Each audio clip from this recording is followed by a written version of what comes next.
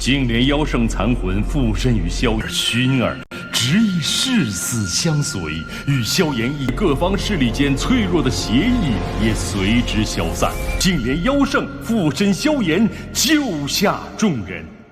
Trong khi đó tại Trung Châu, yêu hỏa Bình Nguyên sau 2 năm đã trở thành một chiến trường náo nhiệt và hỗn loạn. Sự xuất hiện của yêu hỏa thạch, loại tinh thạch chứa đựng tàn lửa của Tịnh Liên yêu hỏa đã thu hút vô số thế lực đổ về đây tranh giành. Đúng lúc gã lão già hồn điện vừa hạ lệnh lấy mạng tất cả người ở đây và treo đầu các thành viên liên minh để thị uy, một biến cố kinh hoàng đã xảy ra. Giữa không trung, đầu của một tên bỗng nhiên bay vọt lên, méo của hắn phun trào thành cột khi hắn còn chưa kịp hiểu chuyện gì đang diễn ra. Đồng thời, giọng nói mang theo uy áp kinh người vang lên quát: "Treo đầu mấy tên này mang tới Thiên Phủ Liên minh cho ta." Thanh âm vừa dứt, trong sự bàng hoàng của đám người hồn điện, không gian phía sau dao động, để lộ bóng dáng của Tiêu Viêm và Huân Nhi.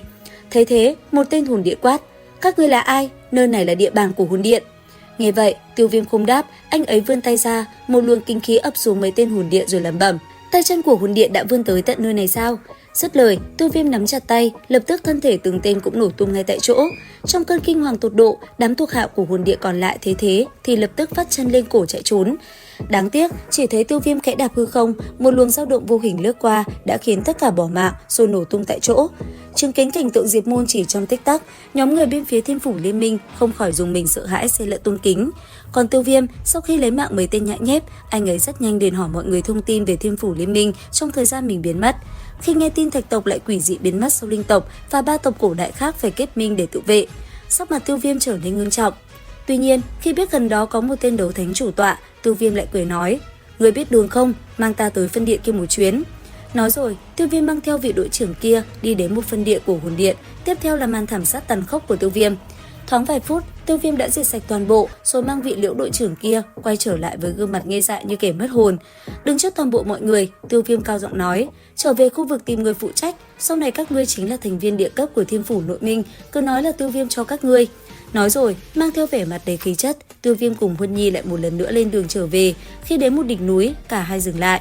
Không chậm trễ, nhìn Tiêu Viêm, Huân Nhi nhẹ nhàng nói: "Tiêu Viêm ca ca, Thạch tộc biến mất, cổ tộc chắc chắn bị tác động không nhỏ, muội muốn về trước xem sao." Nghe vậy, Tiêu Viêm gật đầu mang theo một chút lưu luyến đáp: "Huân Nhi, ta đáp ứng muội, nhất định sẽ tới cổ tộc cầu hôn, hãy chờ ta." Dứt lời, Tiêu Viêm tiến lên rồi kéo lấy vòng eo nhỏ nhắn của Huân Nhi, xếp lại bên mình rồi ôm chặt nàng một cái để ô yếm. Một lúc sau, cả hai mới buông tay nhau ra, nhìn Tiêu Viêm, Huân Nhi không nỡ, thế nhưng cuối cùng nàng vẫn quay đầu rời đi. Nhìn theo bóng dáng kia đi xa, Tiêu Viêm siết chặt tay lẩm bẩm: "Đã tới lúc ra tay với hồn điện rồi. Năm đó các ngươi huyết tẩy Tiêu gia ta, thiêu chút nữa đoạn đi huyết mạch của Tiêu gia ta. Hiện giờ đã đến lúc trả lại món nợ này rồi." Dứt lời, Tiêu Viêm cũng lập tức bay vút đi. Trong khi đó tại Tinh Vận Các, tổng bộ của liên minh, quy mô đã mở rộng gấp nhiều lần với phòng thủ kiên cố như thiên la địa võng. Bên trong đại điện hùng vĩ giữa mây mù, không khí ngưng trọng bao trùm khi Phong Tôn giả báo cáo về 43 cuộc giao tranh chỉ trong 1 tháng. Dược Lão ngồi ở vị trí chủ tọa vẻ mặt đăm chiêu, còn Phong Tôn giả, theo tin ông nhận được, hồn tộc chuẩn bị phái ra Hồn Thiên Mạch, một lão yêu quái lục tinh đấu thánh từng tham gia vây sát Tiêu Huyền để tiêu diệt liên minh. Cái tên Hồn Thiên Mạch rơi xuống đại điện như một quả bom, khiến sự kiêu ngạo của một số cao tầng vừa nảy sinh lập tức tan biến.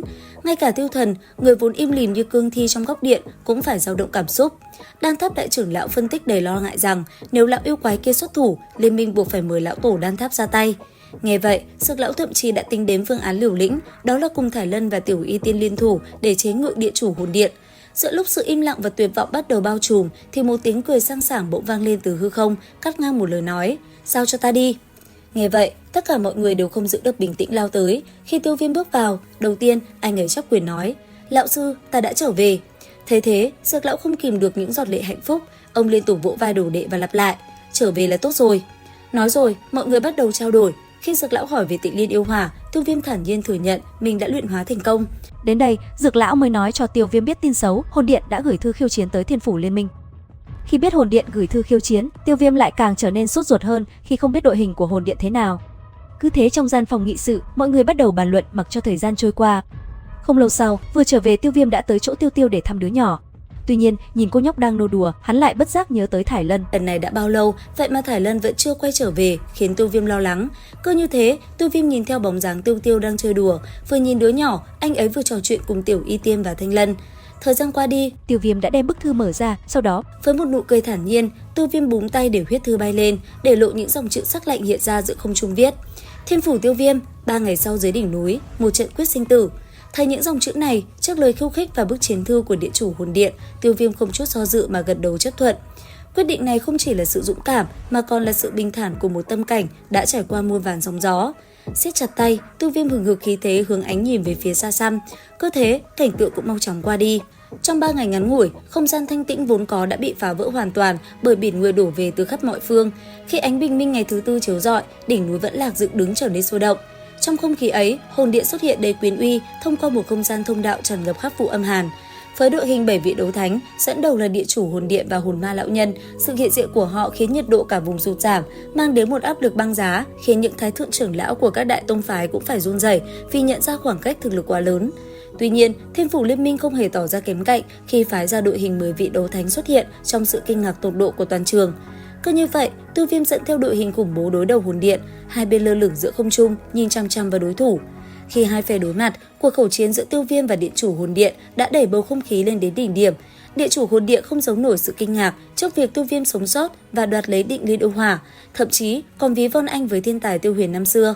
Trước lời thách thức đầy linh hồn trùng kích của địa chủ hồn điện, Tiêu Viêm đã bước lên đầy vững chãi, hóa giải mọi áp lực như thủy triều và đối diện trực diện với kẻ thù. Tiếp theo, hai bên võ mồm xong cũng là lúc bọn họ sắp xếp để chiến đấu. Nhìn đối thủ, Tiêu Viêm lạnh lùng hỏi: "Các ngươi muốn chiến thế nào đây?" Nghe vậy, địa chủ hồn điện đáp: 3 trận thắng 2, mỗi bên phái ra 3 cường giả cao tầng, nhất quyết một trận sinh tử. 3 trận thắng 2, được, để người xuất chiến đi ra đi. Thanh âm Tiêu Viêm vừa dứt, phía bên kia là hồn ma lão nhân lập tức bước ra với một cú dậm chân làm rung chuyển cả ngọn núi, nhưng ám kình của lão đã bị Tiêu Thần, vị lão tổ pháp huyết vũ của Tiêu tộc, hóa giải một cách dễ dàng. Bầu không khí càng thêm căng thẳng khi kẻ thứ hai của hồn điện xuất hiện, Hồn Thiên Mạch. Lão già gầy trơ xương này tựa như quỷ mị xuất hiện không một tiếng động, khiến cả Tiêu Viêm và Dược lão đều chấn động trước thực lực khủng khiếp, ước chừng đã đạt tới lục tinh đấu thánh. Tiêu Thần nhận ra đây chính là kẻ năm xưa từng hèn nhát cầu xin Tiêu Huyền tha mạng, nhưng thời thế đổi thay, sau cú va chạm, tuế lửa giữa huyết phủ và nắm đấm của Hồn Thiên Mạch, Tiêu Thần đã phải lùi bước. Thấy thế, Hồn Thiên Mạch liền mỉa mai sự lụi bại của Tiêu tộc, đồng thời nhìn Tiêu Viêm bằng ánh mắt thèm khát vì nhận ra mùi vị truyền thừa của Tiêu Huyền trên người hắn. Đến đây, thứ tự chiến đấu của hồn điện đã được sắp xếp với 3 cái tên: Hồn Thiên Mạch, Hồn Ma lão nhân và cuối cùng là chính địa chủ hồn điện. Đối mặt với đội hình gần như áp đảo này, Tiêu Viêm lâm vào tình thế cân não. Chính mình có thể đối đầu với địa chủ hồn điện, Tiêu Thần có thể cầm chân hồn ma lão nhân, nhưng ai sẽ là người đủ sức ngăn cản lão quái vật lục tinh đấu thánh Hồn Thiên Mạch đây? Đúng lúc Tiêu Viêm còn đang lo sợ, một bóng người nhỏ bé mang dáng dấp trẻ con lặng lẽ hiện ra bên cạnh Tiêu Viêm. Đó chính là Đan Tháp lão tổ. Vừa tới, ông liền nhìn đối thủ trước mắt rồi quát nhẹ: "Lão bất tử kia, giao cho ta đi." Thấy thế, Tiêu Viêm giật mình, anh ấy liền chấp quyền hướng về phía Đan Tháp lão tổ hành lễ. Trước sự cung kính của Tiêu Viêm, lão tổ chỉ xua tay cười nhẹ. Ông cũng khen Tiêu Viêm thật có duyên mới hàng phục được Tịnh Liên yêu hỏa, cho dù là một tồn tại như ông cũng phải ngưỡng mộ. Cuối cùng, ông nhìn đối thủ quát: "Lão già Hồn Thiên Mạch kia, giao cho ta đi. Tuy ta không dám nói là chắc chắn thắng được hắn, nhưng bất phân thắng bại thì vẫn có thể." Thấy vậy, Tiêu Viêm nắm chặt tay hào hứng đáp: "Vậy thì phải làm phiền tiền bối rồi." Thanh âm Tiêu Viêm vừa dứt, chỉ thấy lão tổ Đan Tháp đã hở hững tiến về phía trước, chuẩn bị khởi động cho đại chiến. Đến đây thì hết tập 196. Liệu rằng tập 197 phần 5 đấu phá thương cung sẽ có gì hấp dẫn? Theo dõi kênh YouTube Review 5 phút để biết thêm chi tiết các bạn nhé. Xin chào và hẹn gặp lại.